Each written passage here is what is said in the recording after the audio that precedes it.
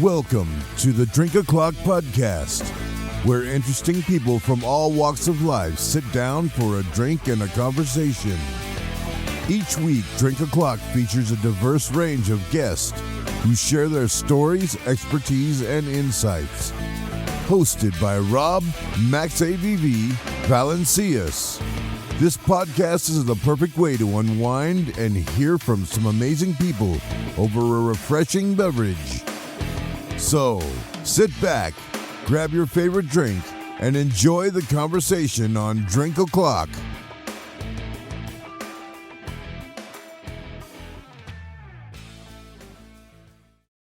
We are live. Welcome to the Drink O'Clock podcast. My name is Rob Valencias. I am the host. Hostess with the mostest, whatever the fuck you want to call me.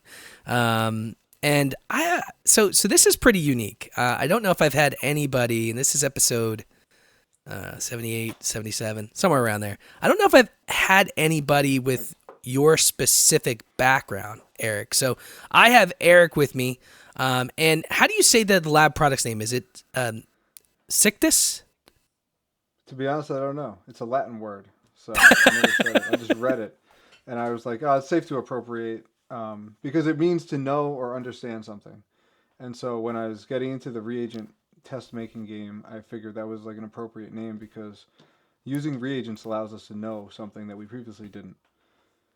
I like it. I mean, it's pretty badass. I'm not going to lie to you. Yeah.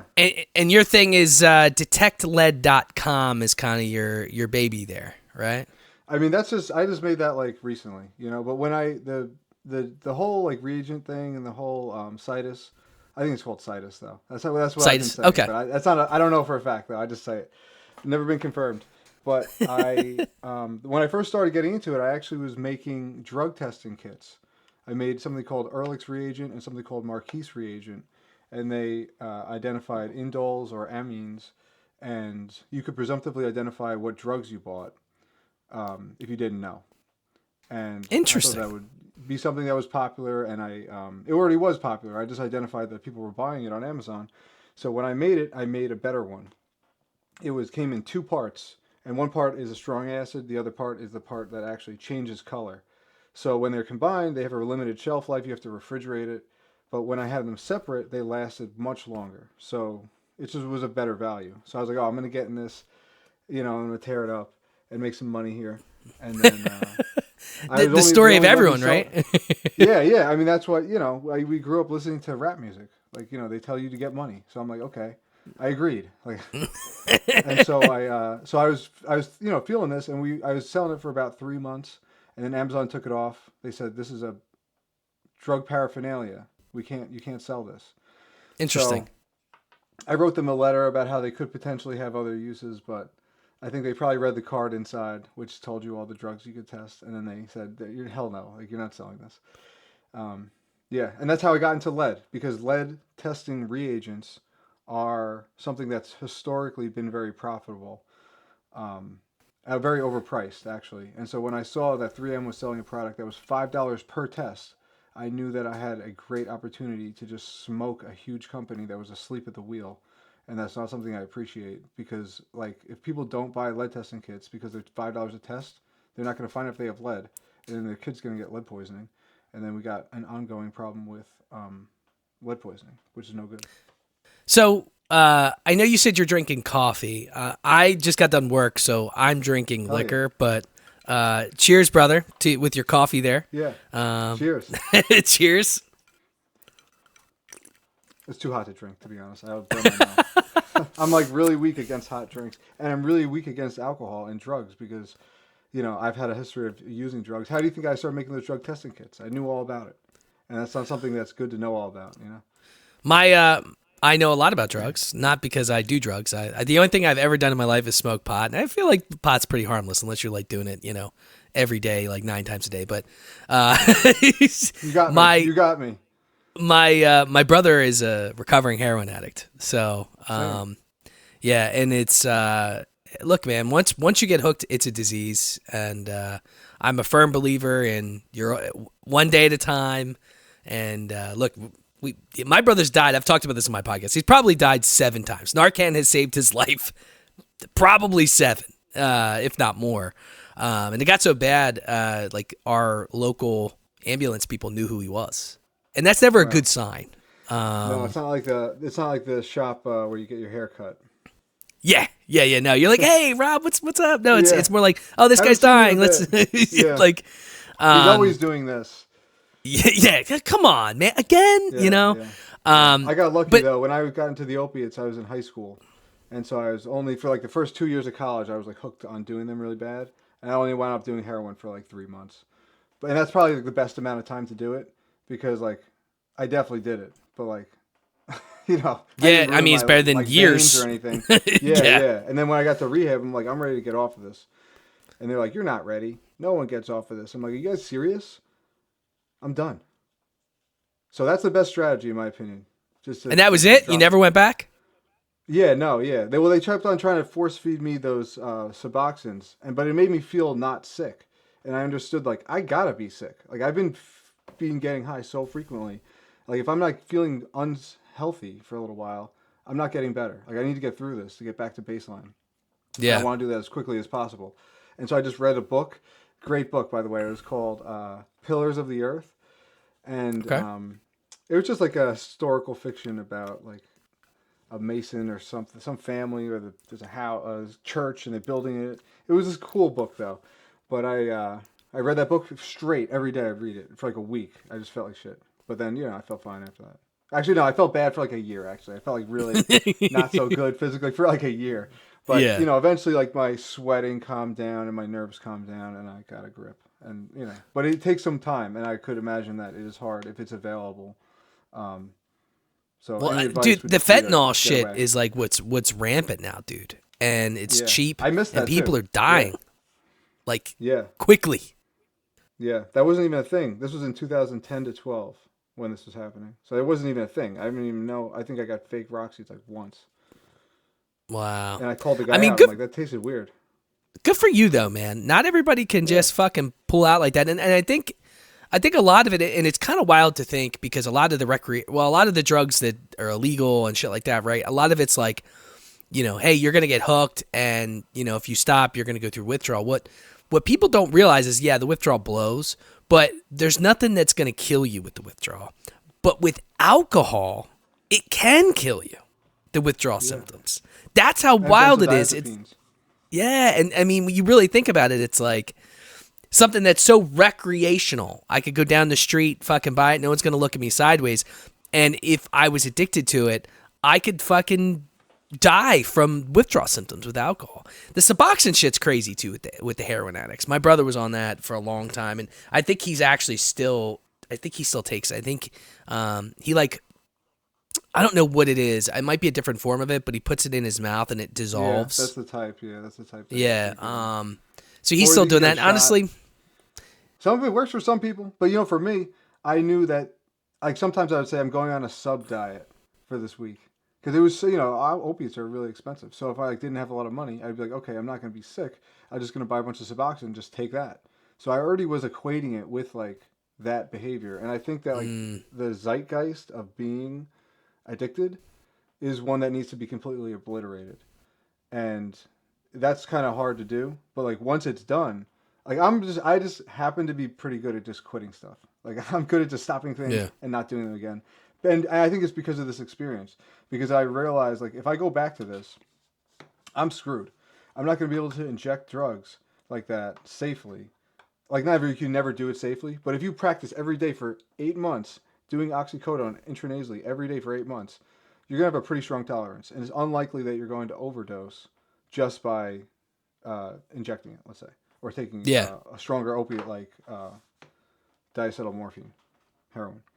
So, but just doing it off the rip can be fatal. I remember I had a friend, this dude, Brandon, and he died on his 21st birthday. And I remember after I got clean from opiates, we were like a late night conversation one time, and he was telling me, "Oh, I only do it like on occasion." And I'm like, "Dude, that's even worse. Like you're at the most risk of having a fatal overdose because you don't have a tolerance. Like you're just coming out of this random it's like trying to run a marathon. Like if I tried to run a marathon right now, I wouldn't do too hot. But it would be if I trained for 2 months, it would be amazing how easy it would be."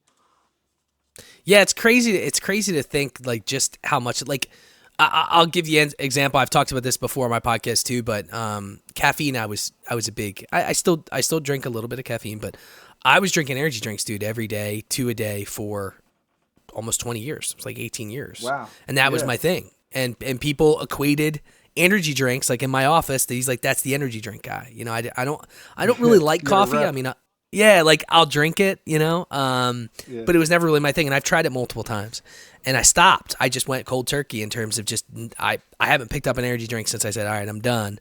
And I had some like health issues, like my vision got blurry for like 2 months. And I with wearing contacts and my glasses, and I had to get a new prescription, and Oh my it was God. fucking wild. So I'm not one of those people that says don't do this, you know, but I always caution people. I'm like, look, energy drinks, they are great if you need a boost, but you don't realize just how much fucking crazy chemicals and shit are in there. So if you're gonna do it, at least drink some coffee.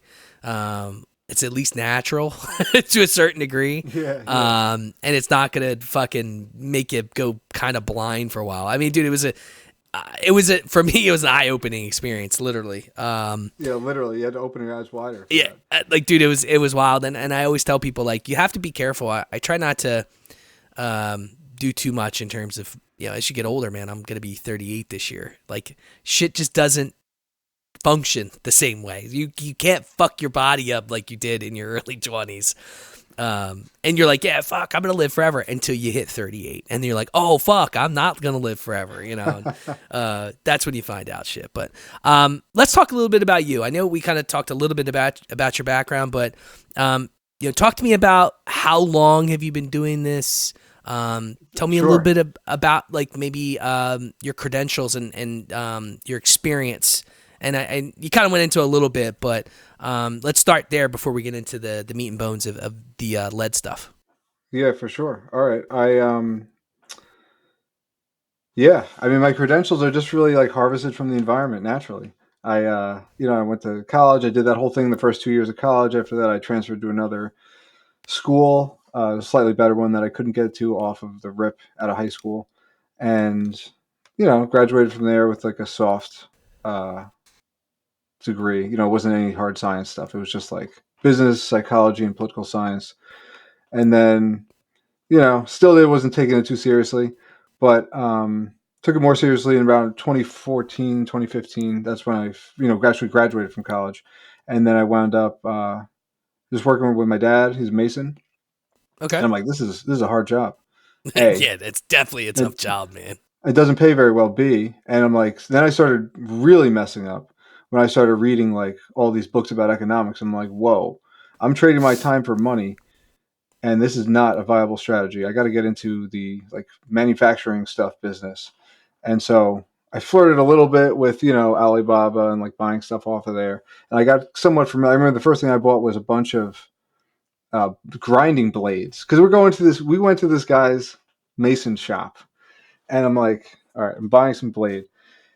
I see this blade and it's got his name on it. I'm like, this guy has his own blade. This is a joke because I know who this guy is. Like, this guy has his own blade. So I'm like, I go on Alibaba. I'm like, these blades are like at $2 each, and this guy's selling for $30. I'm like, Dad, we don't need to buy blades ever again. We're gonna buy 500 blades for $2 each, and then we're gonna be rich. No, we're gonna save a lot of money. And so I bought these blades, and then I didn't really do too much with it. And I met a guy who was into he's an older dude from my high school, and we were on like a Fire Island. There's like an island off of Long Island, and it's like a popular vacation spot. So it was Memorial Day weekend, and this is like 2008, 17, I think. And he's like, he tells me that he's selling stuff on Amazon. He identified a keyword. He called it gold dot plates.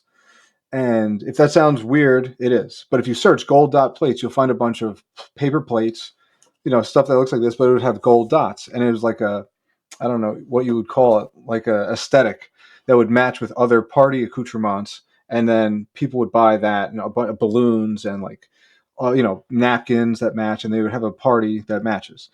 And so he was just buying these things in bulk, having them already put the Amazon labels on them and then shipping them right to Amazon. And then he was selling them. I'm like, wow, you're making money like this? And he said he was, because he identified that the keyword had a lot of volume. And that's Okay. important to understand, because if you have a keyword that has a lot of volume, that's good. Like, that's good money. That's a corner, that's like a street corner where there's a lot of buyers, and it's everywhere. Like, it's in one place. Like, I sit here and I make the shipment, I go to the UPS store, and then it's everywhere online, which is a really huge lever for sales.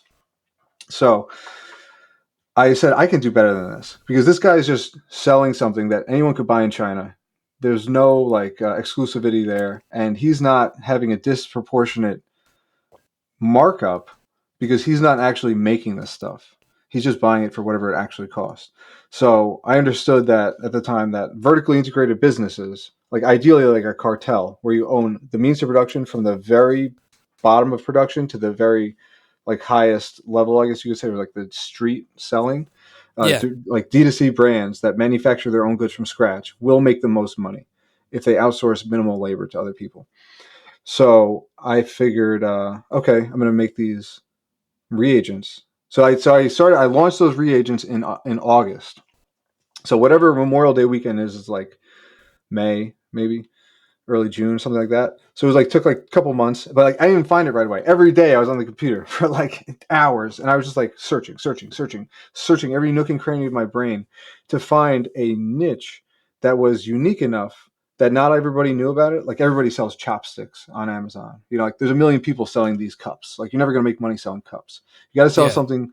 And so, like, my advice to anybody who's watching and might want to get into this, which Amazon gets more saturated all the time, but anything you want to sell, if you have a unique interest that you know everything about, but not everybody does, but there's a significant quotient of people online that also know what you know, that's the kind of thing that you want to sell, because you can serve those people really well because you know everything about it, but you're not just going to get everybody who wants to make a buck coming in and selling, apple slicers, let's say.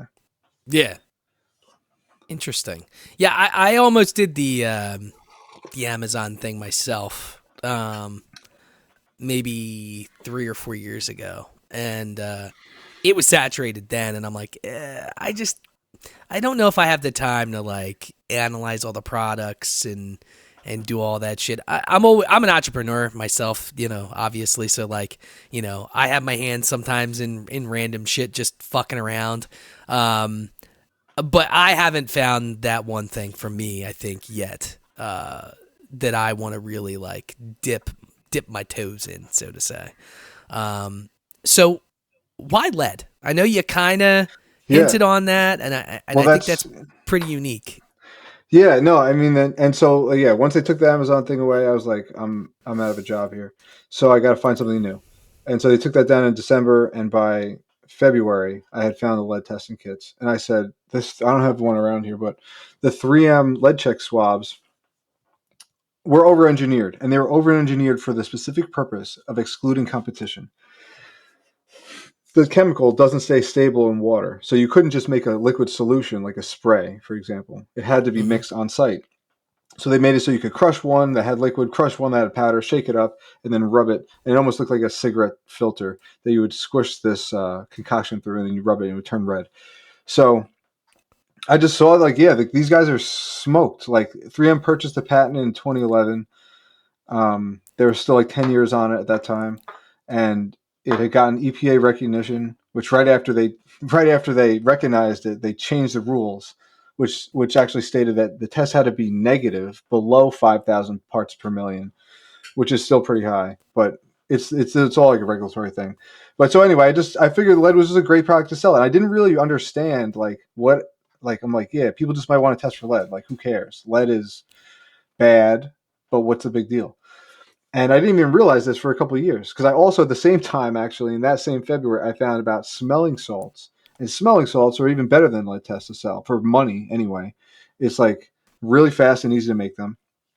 I started making really like advanced smelling salts that are just so bulletproof. And I had a sick, better than Citus, Atomic Rhino smelling salts.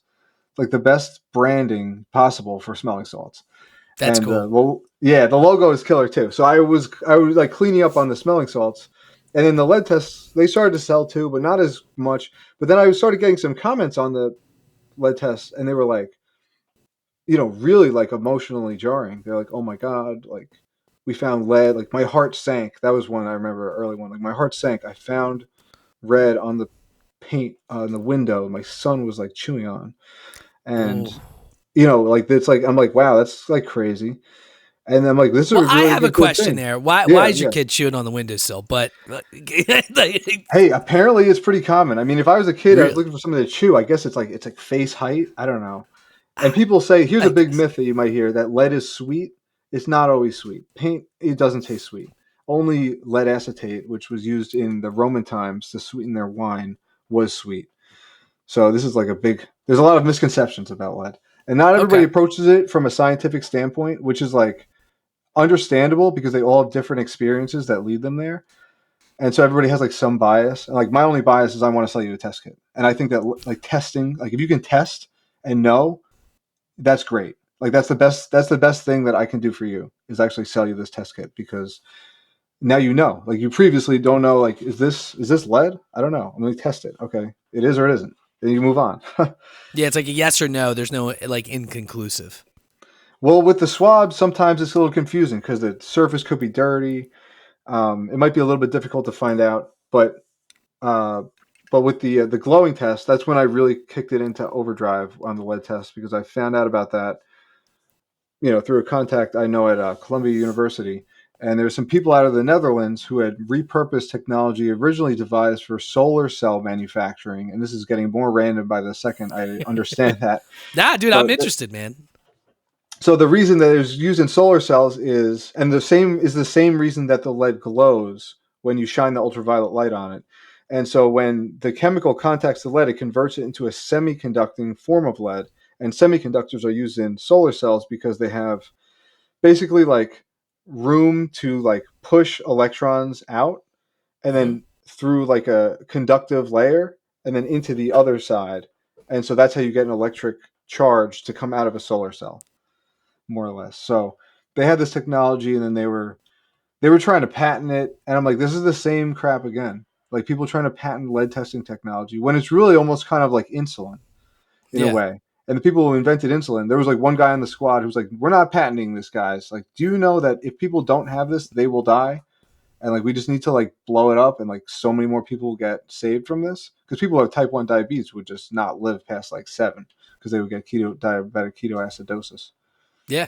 I work in the health insurance field, dude. So I deal with, diabetics and all that shit all the fucking time, and it's crazy how expensive medicine you need to survive is. Like literally just to I know, live. yeah.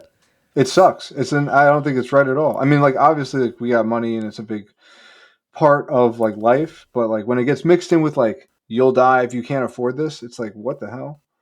That's not right. But like Here's the it's problem, though: unfortunate. the pharmaceutical big companies, they own everybody. They own Yeah. the politicians. They own the large Sure. corporations. I mean, they have their hands in everything, man. So it's tough. And I'd imagine for you, it kind of had to, to kind of bring it back around. Like, what was it like trying to compete with a giant in that industry when you're It just was kind of this easy. little I'll tell ant? you why. You know why it was Yeah. easy?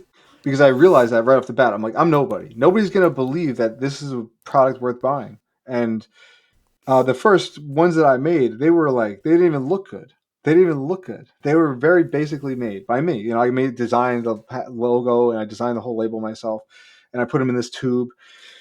And the way I did it was I took the chemical sodium rhodesonate and I ground it up really fine. I put it in rubbing alcohol that was dry. Actually, in the beginning, I was using methanol, which is not safe. But I didn't really notice at the time that I could have gone blind from it, actually. But in my eyes, are all right. I'm wearing glasses now, so who knows?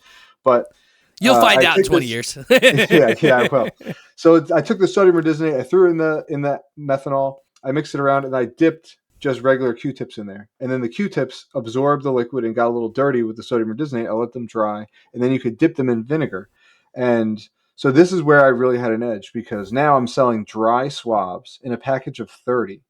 Normally with the 3Ms you would get 2 for 12 or 4 for 24 or something, or 8 for 24, I don't even know if they had a 4-pack, but whatever. It was like $5 a swab with that. So I'm like, what do I price these things at? And I'm like, well, I'll just make it. Yeah, it was like $18. I'm like, I'm gonna make mine $16.99, and I'm gonna put 30 of them in there. So if you're gonna buy an $18 3M swabs that you get five in or four in, why wouldn't you just buy one you get 30 in? And that was my in. I just bombed the price out because it was possible, and I could still make a nice margin on that vial with 30 swabs that I put a label on, put a shrink band on, sent to Amazon, paid Amazon 15% and the fulfillment fee. Yeah. And so it was only easy because I decreased the price so much, and that was like the only edge I had. So I really just did it through like economic necessity and trying to make money. And I also I knew I needed to have a good product that worked, so get good reviews. So I didn't really have altruistic motives in the beginning. I mean, I was like pretty young, you know. I'm just like trying to like get out of a situation where I have to work. And Yeah, I feel you there, bro. yeah, so I was just like, you know, it was just I just had to do it. So yeah, but then I realized later like this is actually good. Like I'm helping a lot of people with this, and I didn't pay too much attention to like any of the situation regarding lead whatsoever for a few years until that dude from Colombia hit me up. He wanted to make a soil testing kit, so we collaborated a little bit on that. I found out about the glowing lead, and I'm like, damn, this is lit. Like this is actually lit, because a bottle like this could have like 500 sprays in it, or it could have like 3,000 drops in it, and like that's significantly cheaper than the swabs. And like this could really like knock out a lot of lead testing, and plus the glowing is exciting. I'm sure you've seen on Instagram, like I'm like running up on stuff, like making it glow. Like it's like, wow, like this is crazy. Like, and I always get a rush when I find like glowing lead. It's like Yeah, actually dude, addictive to find. your cardio has got to be pretty good, bro. I was watching one of your newest videos where you're like fucking running through. Was that a Dick's Sporting Goods? Yeah, yeah, You're running all just, through the store. Yeah, you're just sprinting. You're like out of breath. You're like fucking all over the place. I was dying, dude. Your that was videos are fun. great. Thank you, man. Yeah, I have a fun time making them. I mean, that's just like, and I wouldn't be able to make them if I didn't have a fun time making them, because I'm not like savvy like that, like operating at like a high level. Like, all right, I'm going to execute this plan to, you know, get this outcome. Like, I need some immediate gratification, you know. So if I'm having fun while I'm doing it, like that's killer, and it kind of like makes me a little bit like disabled in a way from like, you know, just whatever. But I'll take it No, what I dude, can. I got to roll. You know, this is who I am. I think it's important to have fun and enjoy what you're doing because, right, you're selling lead tests, right? So if someone said that to me, I'm like, all right, well, that's kind of boring. But you're Yeah. making content that makes it fun and that engages. And you can tell by your Instagram. I mean, you have thousands of people that like your shit. You have thousands of people that comment. I mean, you can tell that you're kind of helping bridge that boring gap between a lead test and what you're testing with. And I Yeah, think that and that's a good thing. it's not even just boring. It's actually a great thing because it's also traumatic and it's scary and it Yep. incites OCD and terror in parents, and it makes people's like field of view about just life on a daily basis go from just like, oh, I'm like open to having a good time, to like I'm hyper focusing on lead safety, or I'm hyper focusing on toxins in my environment because I had such a scary experience where I got a phone call in the middle of the night. Your kid has lead poisoning. You got to leave the house. The renovation that I thought was going to take 2 weeks and cost $10,000 now costs $50,000, and my kid has irreversible brain damage because their blood lead level is so high.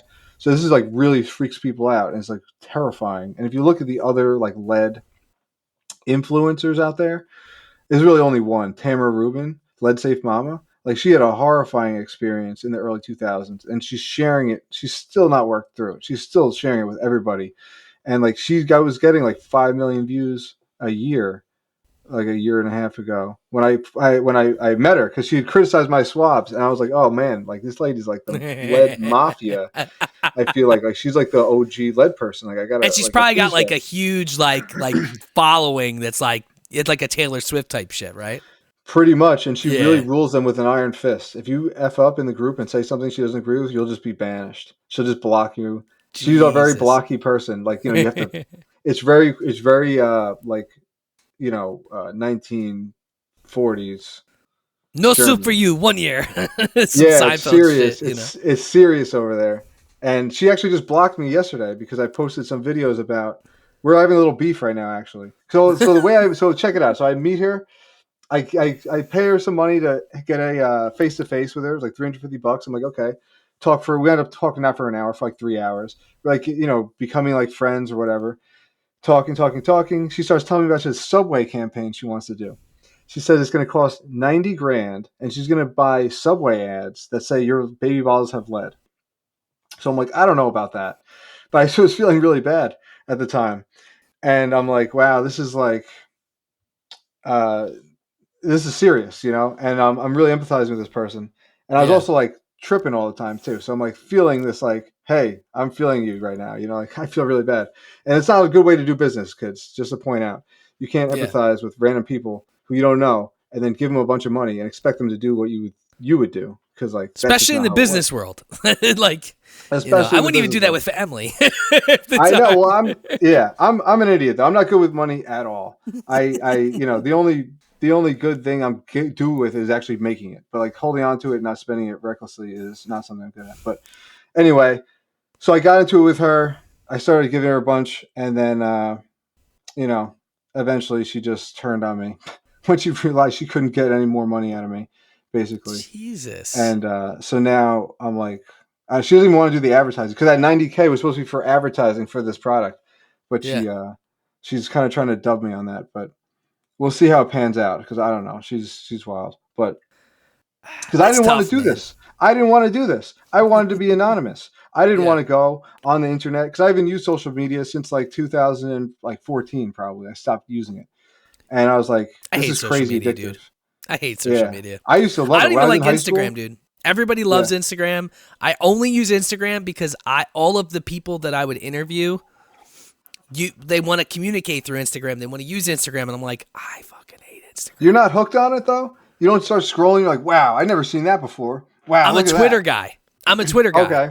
So, or X, whatever it's Twitter, okay? Like it's always gonna be Twitter, but I'm a sports guy. I'm really into sports, so Twitter's more for me because I get up to date, especially like NFL free agencies now, right? So like I get up to date shit like within 30 seconds. Yeah, Adam Schefter's fucking posting shit, and I can see it right away. That's my vice. Then. Yeah. Instagram's not like, I don't give a shit about the pictures, dude. It's all, hot chicks who are fucking airbrushed, and they're wearing fucking lashes, and they're wearing fake hair, and they're wearing fake boobs, and it's like a lot of it's so fake, and that's why I actually appreciated your content, because everything you're doing is real. Like it's really you. So it's too real. It's really your findings, and like I feel like half the time you're finding out shit has lead when the video's finding out. So it's not like you're preemptively doing it, which is cool. I know.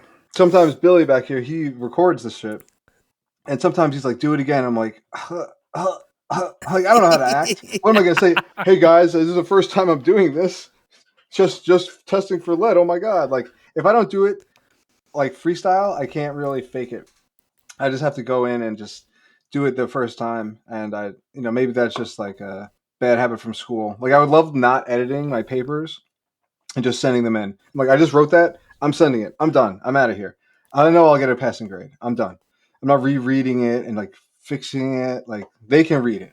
It's not for me to I appreciate that though, especially in today's climate with social media. I think that's the way to do it. Like there's too many people that fucking doctor everything up and make it perfect. And I appreciate the realism with a lot of stuff. And that's why, like, whenever I talk to people and I interview people, especially someone that's doing shit like you're doing, like, I need realism, and I feel like there's just too much fake shit anymore, dude. And you just can't get a straight story or a straight, like what you see on Instagram or TikTok or whatever is not even remotely close to the person that you're actually ever going to meet. I couldn't agree more. And I think that's because everybody's really freaked out to be wrong and to change their opinion. But from my perspective, if I didn't change my opinion in 2012, I would have certainly died or at least had a horrible life. Yeah. So I was like, I need to change my opinion now. This is not an opinion I can hold.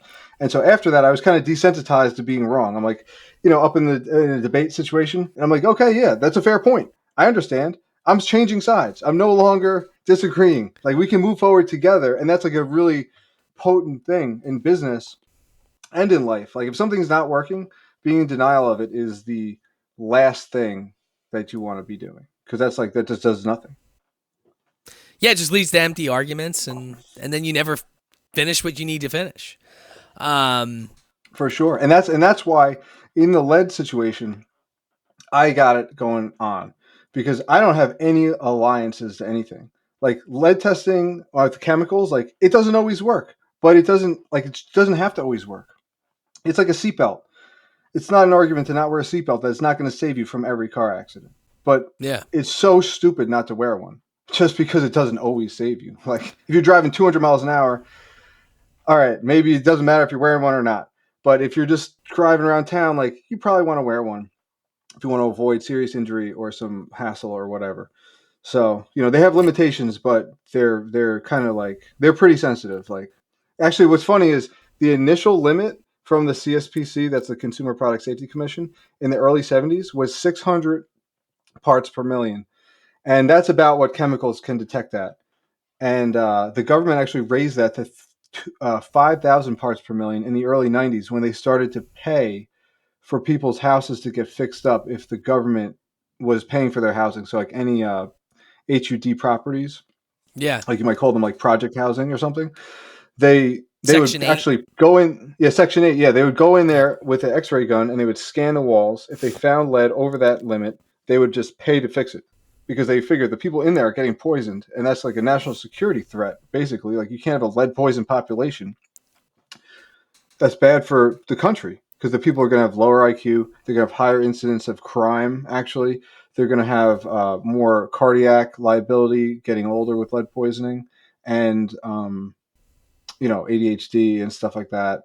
It's really the loss of IQ and ADHD for kids, and in adults, it's heart attacks and something called ischemic heart injury, which is like a stroke to your heart, basically, because lead acts like calcium, and so it gets deposited in the veins and the arteries like calcium does, but it's more inflammatory. Yeah, now you took my next question. I was going to ask, what are some of the common symptoms of lead poisoning someone can identify? To be honest, you probably wouldn't notice if you were an adult. If you were like, because most lead poisoning is chronic and low level. So like, like let's say every day let's say like twice a week I go to the shooting range. I go to the indoor shooting range twice a week. Like I probably am going to, and I do that for a year. At the end of that year, I'm going to have a higher blood lead level than I did initially, but it's not like I'm eating a handful of paint chips. Like that almost never happens. And when adults even get like high level lead poisoning from like renovating a house or something, when there's dust and that has lead, they normally don't even feel like sick, like they're not throwing up. But like Tamara Rubin's kids, for example, they were like throwing up and like having like you know digestive issues for a couple months. And this isn't obvious as lead poison. Like kids do this all the time. So just not feeling well, feeling like you've been poisoned. But mostly it's like the low level lead poisoning that's actually the problem. And so for adults, it's high blood pressure, and you wouldn't notice that your arteries are hardening other than the high blood pressure. So it's really just high blood pressure. If you have really high lead levels, you'll get like a black line on your gums, but like you would be so poisoned if you were getting that. And for children, of course, it's the brain damage because children don't have a blood-brain barrier, which would exclude lead from entering the brain. And since lead has a similar electrostatic charge to calcium, it interacts with the neurons in the brain like calcium would. And that's twofold. One is outside of the cell, it interacts with something called a calcium-gated ion channel. And that basically enables the cell to receive a signal from another cell and then transmit another signal. So that's how like the nerves like know when to fire, when not to fire. But when you got lead on the calcium gated ion channels, they're just ready to fire all the time. And so if there's just a little blip of information from another neuron, this neuron will just fire. And the next neuron will fire. So now you have a kid who's just all their neurons are firing. And what the brain seeks to do is to become more efficient. And so it doesn't want to just fire all these neurons. It wants to learn specific patterns of firing that optimize its process. And unfortunately, the process is optimized for evolution, which is like totally irrelevant at this point since we live in a completely non-natural environment. And there's like little incentive for the kind of evolutionary imperative for energy saving that leads to like addiction. Addiction is really just an evolutionary advantage. But when you have like sugar in the form of like Coca-Cola or like cocaine or the Yep. internet, it's like it's working against us. But if we were in the wild with some berries, I would be getting all the berries. I would be a fiend for those berries, and nobody would be like, "Oh, this guy is like freaking out." Like, no, you're freaking out because you're starving. I got a million berries over here. So I Yeah. figured out a really good way to get them. I'll sell you some berries. Hell yeah. Give me some oranges. There we go. Yeah, and that's like, and so that works in nature, but in the regular environment, it sucks. So, but lead really does mess up the kids, but now it messes up the parents too, and that's really what I am most moved by, because like I've met like probably like 20 people who've had lead poisoning in their lives, and they're so scarred by it. It's really sad. Like it's easy to get PTSD, not like PTSD where it's like I can't eat this stick of gum because I'm like remembering crazy things, but like more complex PTSD where it's like I'm constantly vigilant for this. I'm like it's always on my mind. I'm always thinking about it, and that's like that just isn't something that people shouldn't have that happen to them. And lead is just so widely in the environment because it was so profitable back in the day. You know, the lead National Lead Corporation in 1886 was worth $88 million. That's wild. What is that today? Like That's like $5 billion. that's absurd. That's a huge fucking company in the 1800s, and so Yeah. that really fucked us because once the people got all that money, they were lobbying hard. Like they knew that lead was poisonous, and they still put it in the gasoline. And they only did that because they could monopolize it. Same thing with the patenting. They knew that ethanol was a great anti-knock agent. And now if you look at the gas, it all has ethanol. And that's because it's great at preventing premature detonation in gasoline engines. And that's really good for gas mileage and like knocking engines just sound horrible. I couldn't even imagine before they invented this, the engines must have just been like exploding, Pop, It pop, must pop, have pop, pop, sound, pop, pop, pop. yeah. like some fucking 20-year-old that souped up his Honda CRV from like 92. But you're going 15 miles an hour in an open top car with pencil thin tires on a dirt road in like 1922 and like thinking you're the shit. But everybody always does, at the time, like right now in 2024, I'm like, man, this technology is cutting edge. But in 20 years, I'll be like, that technology was terrible compared. Yeah, I just take this phone. It's a lead scanning phone, and I scan, and it scans the whole house and lets me know if what's lead enough. Yeah, Um, yeah. What this was a question specifically that I wanted to know because I'm about ready to buy my house that I've been living in, and I feel like I've been watching your shit, and I feel like I'm fucking skitzing now. I'm like, all right, what the fuck's got lead? What are some common lead based items people can look for everywhere or also in their own home? That's a great question. So there's a few common vectors for lead poisoning. So you have your house. If your house was built before 1978, it could have lead paint in it. Perfect. So Mine if your house was was built made in in like 1990, 73. Perfect. All okay, right. but check it. The house is built in 73, probably don't have as serious lead paint as a house built in 1940. If you Okay. got a house that's built pre 1940 and it hasn't been completely gutted, you got a lot of serious lead based paint in there. So 1970s, like you might have some lead paint, but like it's like people weren't using like pure lead paint because they already were coming out with more advanced paints. And like back in the day, lead was just so easy to mine, but after they started mining more efficient zinc and then titanium, now all the paint has titanium in it. They don't even use zinc anymore, but they used to suck at getting titanium. I mean, it's more rare and it's harder to get out. But anyway, so the paint might have it. Another big source of lead is actually the water. So if you have a house built before 1988, it might have a water service line that's made of lead, and you can test that for free. Just get a coin or a screwdriver, go to your basement probably where the water line comes in, and it'll go through the water meter and it'll go into your boiler or like whatever your heating system is, your water lines for your house. So look at where it goes into your wall, where it comes from the street, and then scratch that with the coin or the screwdriver. And if you see it leaves a silvery streak and it's a soft metal, you know that that's actually a lead pipe. And so the water coming into your house has a higher chance of containing lead. So you got the paint, you got the water, and then you got items in your house. If you got old dishes, any dish or mug that has printed stuff on it is suspect. If you're eating off of a surface that has printed stuff on it, that's it's definitely sus. You want to probably test that, or you could look it up on leadsafemama.com. She does she just scans everything with her X-ray gun, And so there's like a million dishes on there. So you can just look at it for free if you got all dishes. You could have scanned it. And then the other thing is probably going to be like your diet or like eating a lot of dark chocolate. Dark chocolate contains a lot of the cocoa beans get lead on them at some point in the manufacturing process. Turmeric has a lot of lead. Something called cassava root, especially cassava root flour, which is like a little bit refined, contains a lot of lead. And Damn, I love dark chocolate. yeah, I mean the I mean, I Consumer don't eat it a Reports. lot, but Consumer Reports did a study on it that said, rank the brands. But the crazy thing about these people ranking brands, they do it once, and like that Consumer Reports thing is like 5 years old. So what I actually did, so I'm like a big, I gotta prove to you that I got a knowledge. Like I'm not gonna be like, hey, I'm gonna do an appeal to authority or some kind of bullshit argument technique. Like I remember when I was a young guy, I was like always on YouTube. I was always watching these debate videos. I'm like, wow, that's a logical fallacy, a logical fallacy, a logical fallacy. I'm like, that's so embarrassing to be using a logical fallacy in lieu of an actual substantive argument.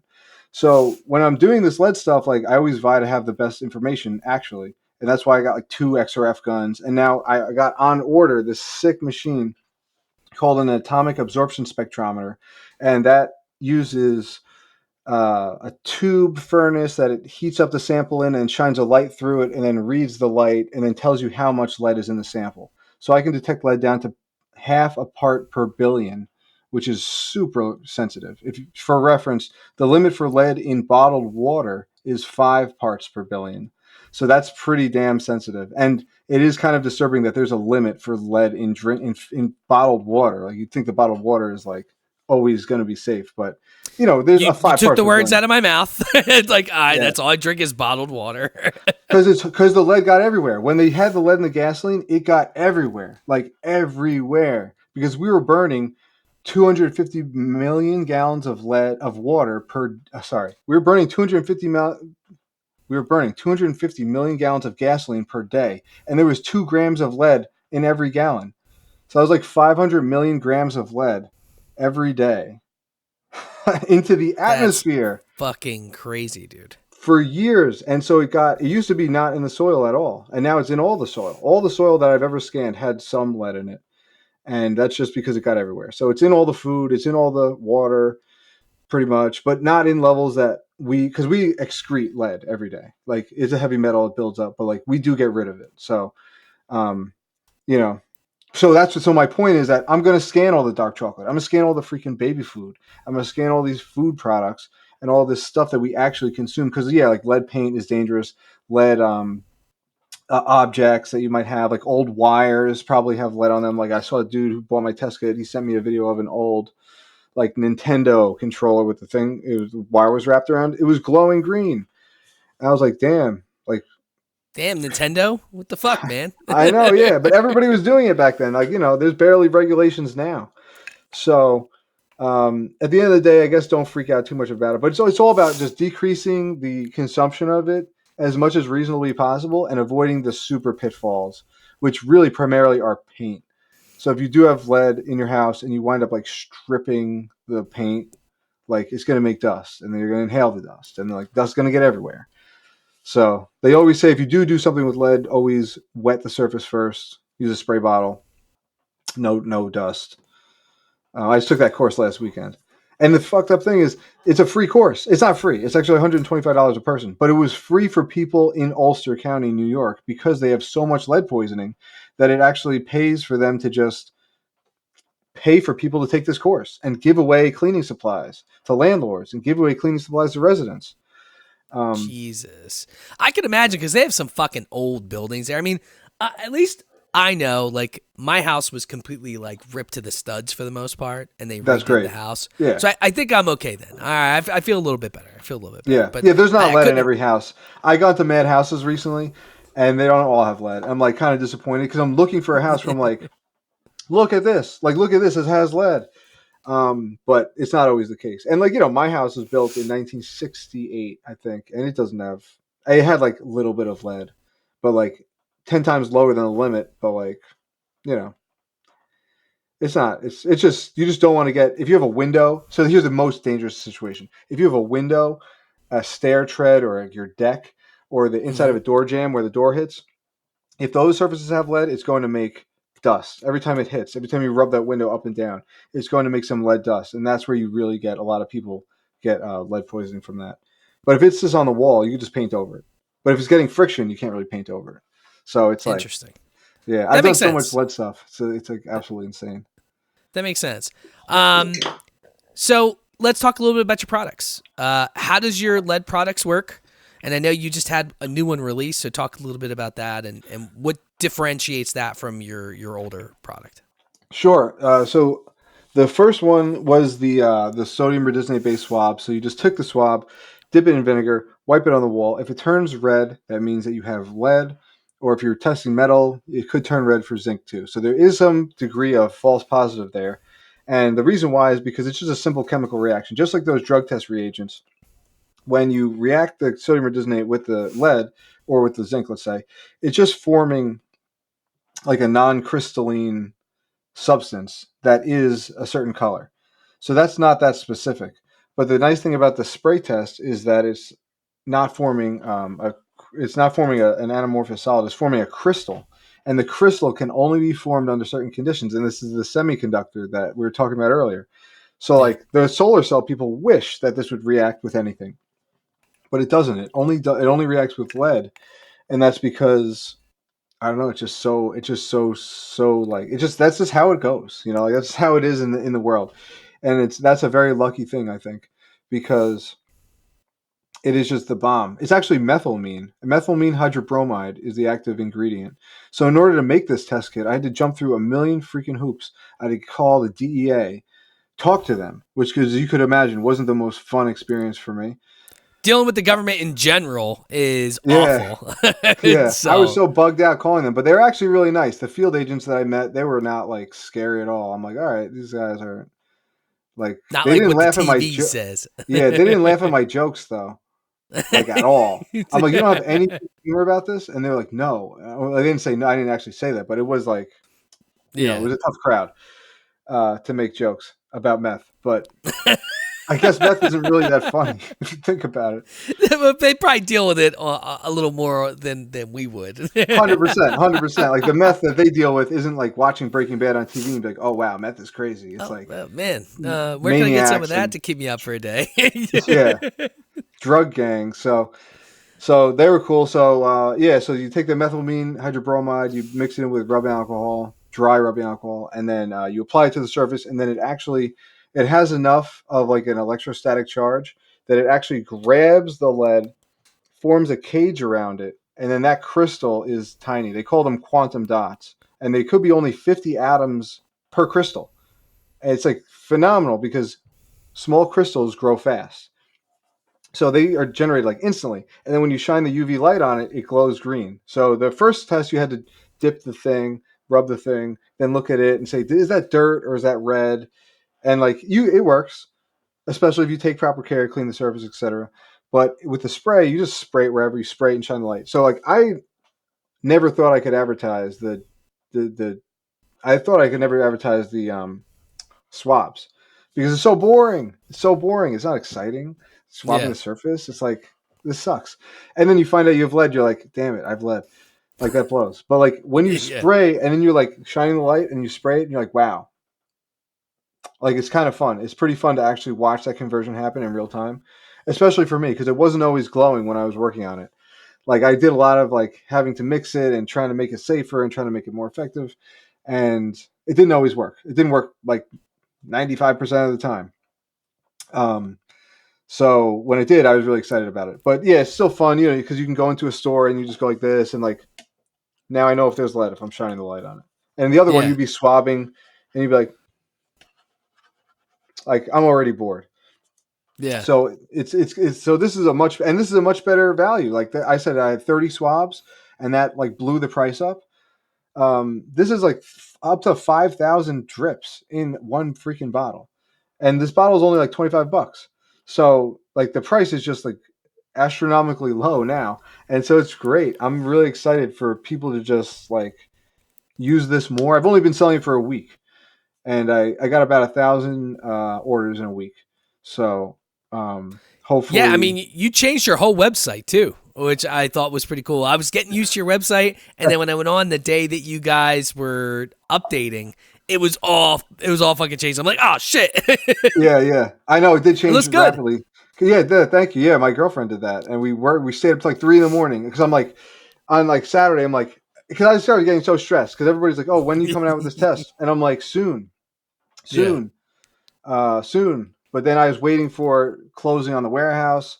The DA thing took forever, and then it all got cleared up in like a week. Everything like all these like pins dropped, and I'm like, okay, perfect. Like now I can actually manufacture with this chemical.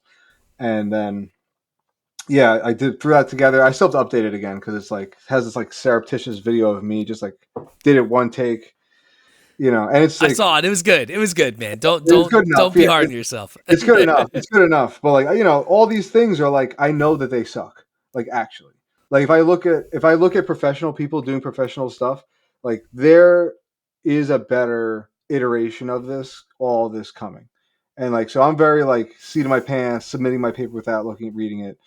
Um, but eventually, if I do that enough times, eventually I come up with something really good. So I got a course coming out. I'm gonna give like just like a web education course for free. So if people want to learn, because like all the stuff I just said it really fast, and like I kind of Yeah. mumble and garble my words a lot. So I apologize if it's hard to understand me.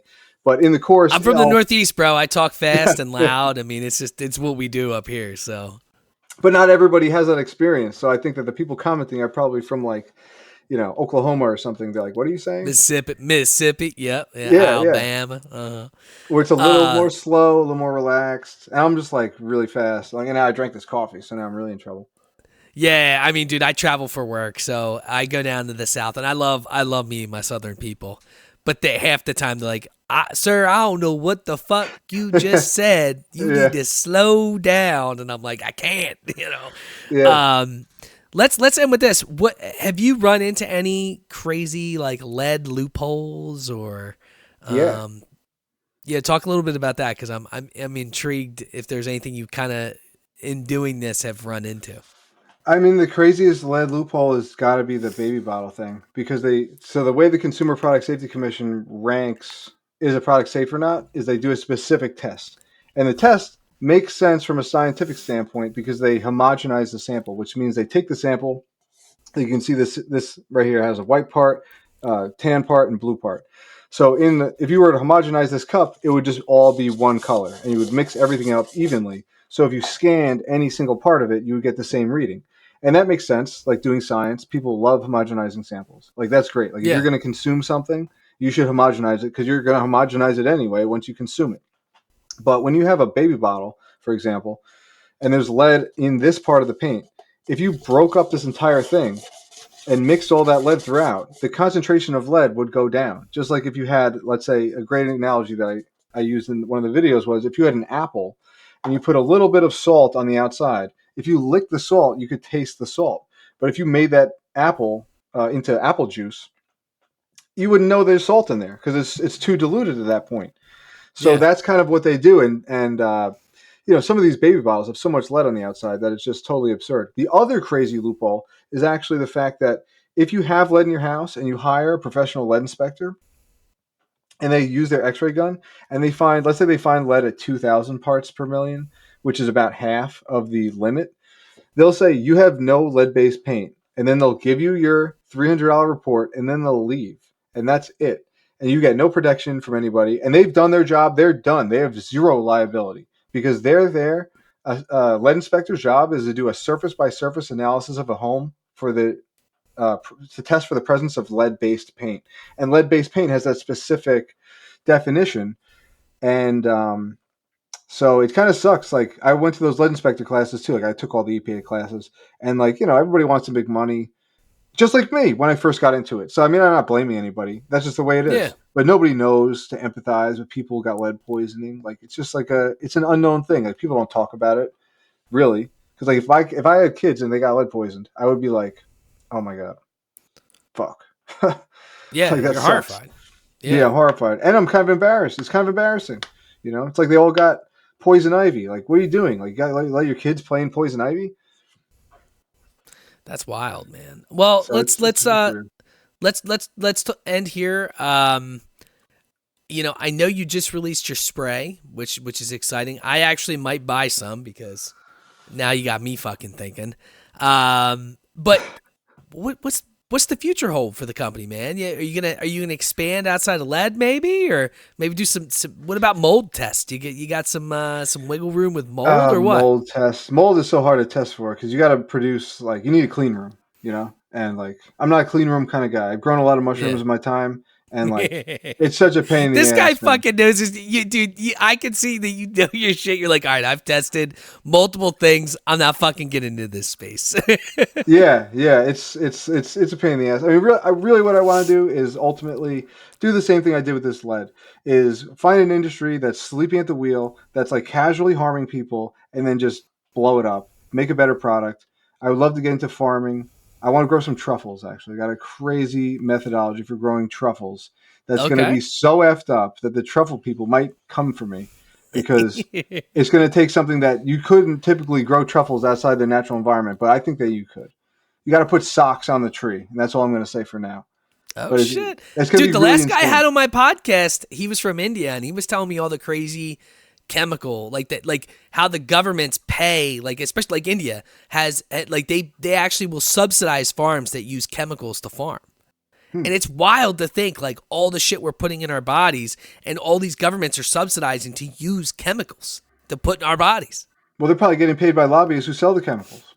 Yeah, dude, Because it's selling it's chemicals makes money. It's effed up. It's a crazy, wild scenario. And like, I'm a big fan of like Noam Chomsky and like all like, I read all these guys who just blow the lid off it, and I'm like, oh man, this is just such a charade that we were involved with. So hopefully I can open that up to more people. And I would love to like give people an opportunity to buy some of the means to production at a really low rate so they can get in on the ground floor of something big in the future. Because I don't really believe in like owning something forever. Like, why do I want to need to own it forever? If I can get cash yeah, out of this and get a lot of other people in on the game of making money off this, that's great for me because I can go fuck off and do something else. And these guys can make money off of something forever, which is more beneficial to them because there's only so much money that a person needs. At a certain point, it's yeah, like, I don't need to have billions of dollars. I will never be able to spend that. yeah. And that's the point of money, is to actually spend it. If you don't spend it, you're just like hoarding money. I hate hoarding money. It's like drives me insane. We you gotta remember too. It's like as you get older, you realize that the most important thing a human has is time, and it's the one thing you can't buy. I can't Mm, buy time. Maybe in the future I'll be able to, be a fucking android or something. I mean, who fucking knows? I'll be able to trade my conscience somewhere else. But right now, you can't fucking buy time. Okay, yeah, and as you make more and more money, I think you start to cut this.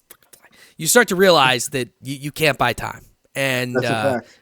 I always tell people it's you appreciate it more and more as you get older, and then you respect those being able to do certain things. And I think sometimes people don't realize it till it's too late. For sure. And if you did become an android, which I would love to do in the future, you wouldn't care about time or nothing else because the consciousness would be completely flattened and you would be able to compute everything in such a way that it would have ceased to have any meaning, probably. And your human experience would go out the window. You'd be like, wow, well, this is insane. But you also wouldn't be scared, and you probably wouldn't care about, dying or something, and you'd probably just like work towards some greater good. It would be Or really lead. a You wouldn't be yeah. afraid of lead. No, you wouldn't. Yeah, lead is actually, last thing that I'm gonna say on lead. Lead is actually a great element. It doesn't rust. It is malleable. It has a low melting point. It's really easy to work with. It doesn't really conduct electricity. It can be made into a lot of different compounds, pigments, protective coatings. It blocks radiation. Like, lead is the bomb if you don't have a nervous system. But if you got a nervous system, it's terrible. It's terrible for you. So like, it's the best thing. Like, if you have a lead roof, you're never gonna get another roof. That lead roof will last hundreds of years. But Interesting. yeah, lead roofs are the Just shit. don't Unless, do any roof work. or have a fire. That Notre Dame Cathedral Oh, fire, if you remember it, it actually yeah. released like, I was like 12, I don't know, 100 pounds or 1,200 kilograms or something of lead, and the entire area got super contaminated. Actually, because it was just burning and vaporizing. Because lead you can actually vaporize pretty easily because it melts at like 300 or 400 degrees Fahrenheit. It's really low melting point. Jesus Christ. Yeah, I that's like gotta a love it. wow. Well, look, Thanks. this has fun. been awesome, man. Yeah. Tell everybody, where can they find your stuff? Where can they find your kits and all the Sure. content you post? Hell yeah. Well, you can find the kits on detectlead.com. There's a variety of them for sale there. And you can find the swabs on Amazon at Citus Lab Products. Get those atomic rhino smelling salts too, because I just got a letter from the FDA. So they're probably going to shut me down soon. But it's been a good run. I appreciate what the smelling salts have enabled me to do. I got 2 XRF guns out of it, so I can't be upset. And I was never willing to sell the company because I figured out they would just sue me when they just get blown up later, and I would have to give the money back anyway. So I was like, I'm not even going to try to sell this thing. I'm just going to ride it until I can't make them anymore. Till the wheels fall off. Yeah, so lead test, leadtest.com. I bought that domain name too, but that one's like I'm not using that one. So detectlead.com is the spot. Eric Everything Lead on Instagram. It's going to be fun, and just be safe, but don't freak out about it. That's what my main point is. Awesome, yeah, that bug is really harassing you, dude. I don't know what his deal is. I have one. I think it's because they love old fashions. I feel like it's like the smell is getting them. It's like the sugar. My podcast you can find anywhere. God fucking damn it. My podcast you can find anywhere you listen to podcasts. It's Drink O'Clock Pod. I'm also part of a podcast network.